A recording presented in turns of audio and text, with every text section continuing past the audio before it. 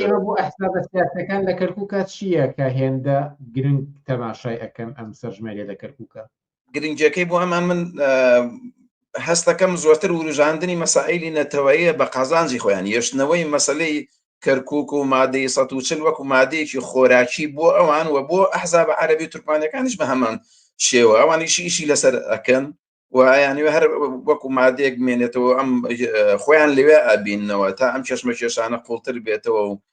تونتر بێتەوە لە نێو قەومیەتەکان ئەوان مەعنا پێیاکەن بۆیە لەم ڕۆوان بە قازانجیان و کاری لەسەرەکەن و زۆر ئەیوروژێن و کەناڵەکانیان بە بەردەوامی مقابلاتی خەڵکەکە و لە ڕێگەی ڕێکخراوەکانی خۆیانەوە کۆڕ و کۆبوونەوەکان و لە نێو خەڵکە لەسەر ئەم باس و بابەتین کردویانەتە باس و بابەتێکی زۆر جدی لە نێو خەڵکیە تەنانەت باس لەسەر گەڕانەوەی کوردستان کەرکووک بۆ کوردستان و ناسنامەی نەتەوەیمان بە کەرکووکەوە بنەوە یعنی کردویانەتە ئەم بابەتە و ئەمە ئەو بابەتەیە کە زۆرتر ئەحزاب خۆیان بە بەرژەوەندی خۆیانی ئەبین و خەڵکی پێهانەت